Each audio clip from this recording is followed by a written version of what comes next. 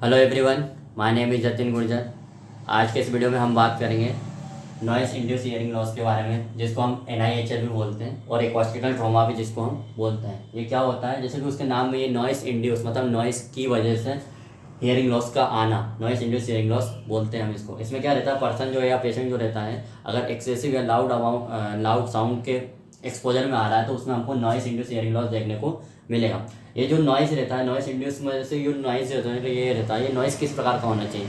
तो ये जो नॉइस रहता है, ये नॉइस इंडस्ट्रियल नॉइस हो सकता है। उसके बाद में जो गन शूट रहता है उसका नॉइस हो सकता है। बम ब्लास्ट जो रहता है, बम ब्लास्ट का नॉइस हो सकता है। उसके बाद में कोई पर्सन जो रहता है लाउड साउंड पे म्यूजिक अगर सुनता है तो उसकी वजह से भी हमको नॉइस इंड्यूस हियरिंग लॉस देखने को मिलेगा। इसलिए क्या होता है, इसमें क्या रहता है, पर्सन जो रहता है ना, पर्सन को mild to moderate sensory neural hearing loss देखने को मिलेगा। और नॉइस इंड्यूस हियरिंग लॉस जो रहता है इसको हम acquired sensory neural hearing loss भी बोलते हैं। उसके बाद में हम ये देखते हैं कि जो mild to moderate hearing loss देखने को मिलेगा, उसमें से भी हम अगर बात करें तो जो फ्रीक्वेंसी हाई फ्रीक्वेंसी जो रहती है ना, हाई फ्रीक्वेंसी में जो 3 kHz से लेके 8 kHz तक की जो फ्रीक्वेंसी रहती है ऑडियोग्राम पे, तो उसमें हमको लॉस देखने को मिलेगा। उसमें भी हम देखते हैं कि जो 4 kHz की फ्रीक्वेंसी रहती है उसमें हमको नॉइस देखने को मिलेगा, जिसको हम वॉयलेस नॉच बोलते हैं। इस नॉइस इंड्यूस हियरिंग लॉस में हमको देखने को मिलेगा। फिर नॉइस इंड्यूस हियरिंग लॉस को कैरेक्टराइज किया गया है या 2 भागों में बांटा गया है, एक TTS और एक PTS। TTS का मतलब ये होता है टेम्परेरी थ्रेशोल्ड शिफ्ट, मतलब कुछ टाइम के लिए थ्रेशोल्ड का शिफ्ट होता है, उसके बाद में नॉर्मल हो जाता है। इसमें क्या रहता है, जो पर्सन अगर थोड़े टाइम के लिए एक्सेसिव अमाउंट या एक्सेसिव लाउड साउंड के एक्सपोजर में आ गया है तो उसको 2 से 3 घंटे के लिए उसको सुनाई देने में प्रॉब्लम आएगी। उसके बाद में उसको सुनाई देने जो रहता है वो नॉर्मल हो जाता है, तो उसको हम बोलते हैं टेम्परेरी थ्रेशोल्ड शिफ्ट। और एक होता है परमानेंट थ्रेशोल्ड शिफ्ट। इसमें क्या रहता है, कोई पर्सन जो रहता है लंबे समय से लंबे टाइम तक अगर लाउड साउंड या एक्सेसिव अमाउंट साउंड के एक्सपोजर में अगर आता है तो उसको परमानेंट थ्रेशोल्ड शिफ्ट देखने को मिलता है। और इसमें क्या रहता है, जो हियरिंग लॉस जो रहता है वो प्रोग्रेसिव टाइप का रहता है, मतलब कि टाइम के साथ में बढ़ता जाएगा।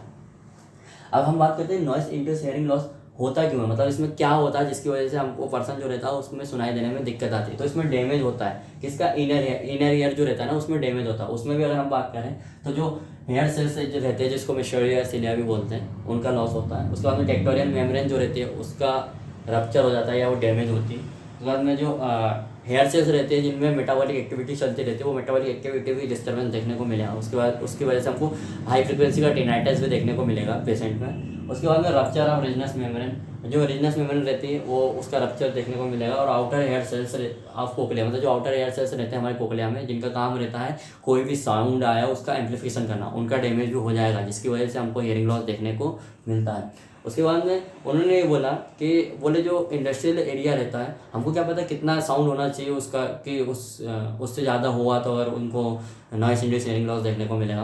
तो 2 भाई साहब आए जिन्होंने क्राइटेरिया फिक्स किया कि जो इंडस्ट्रियल एरिया रहते हैं उनका नॉइस इतना ही होना चाहिए, इससे ज़्यादा अगर हुआ तो उन पर्सन में हमको NIHL देखने को मिलेगा। तो सबसे पहले आया OSH 1983 में। OSH का मतलब ये रहता है ऑक्यूपेशन सेफ्टी हेल्थ एडमिनिस्ट्रेशन, 1983 में आया। इन्होंने ये बोला कि कोई पर्सन जो रहता है वो 90 dBA तक का साउंड पर डे अगर 8 घंटे तक सुन रहा है, मतलब 24 घंटे में सिर्फ 8 घंटे तक सुन रहा है तो उसको कोई दिक्कत नहीं है। अगर उससे ज़्यादा सुनता है तो उसमें NIHL देखने को मिलेगा। उसके बाद उन्होंने ये बोला अगर इसको 90 dB से आप 95 dBA कर रहे हो तो जो एक्सपोजर का टाइम है, मतलब जो साउंड आप इंडस्ट्रियल एरिया में जो साउंड हो रहा है उसको आप आधा कर दीजिए, उसको सिर्फ 4 घंटे सुनिएगा। उससे ज़्यादा अगर आप सुन रहे हो उसके एक्सपोजर में आ रहे हो तो आपको NIHL देखने को मिलेगा। उसके बाद में एक दूसरा भाई साहब आया NIOSH, जिसको हम बोलते हैं national institute for occupation safety and health, 1998 में। उन्होंने ये बोला कि जो नॉइस रहता है भाई साहब, उसका एक्सपोजर जो रहता है नॉइस, उसको आप 85 dBA कर दीजिए। 90 dB इन्होंने बोला था OSH ने, ये आए इन्होंने बोला नहीं अब उसको 85 dB कर दीजिए। 85 dB पर डे 8 आवर्स, इससे ज़्यादा अगर आप सुन रहे हो तो आपको NIHL देखने को मिलेगा। फिर उन्होंने बोला अगर इसका इंक्रीमेंट 3 dB से कर रहे हो, मतलब कि इसको अगर आप 88 dB कर रहे हो नॉइस को, तो आपका जो एक्सपोजर का टाइम रहता है उसको आप आधा कर दीजिए, मतलब 4 घंटे कर दीजिए, नहीं तो आपको NIHL देखने को मिलेगा। फिर उन्होंने बोला अगर आप इसको 91 dB कर रहे हो तो फिर टाइम सीधा आधा और कर दीजिए, मतलब कि 2 आवर्स कर दीजिए। अगर इससे ज़्यादा आप एक्सपोजर में आ रहे हो उस नॉइस के तो आपको उसकी वजह से आपको NIHL देखने को मिलेगा, यानी पर्सन में हियरिंग लॉस होगा। और जो हियरिंग लॉस रहता है वो mild to moderate sensory neural hearing loss होगा। Okay guys, thank you.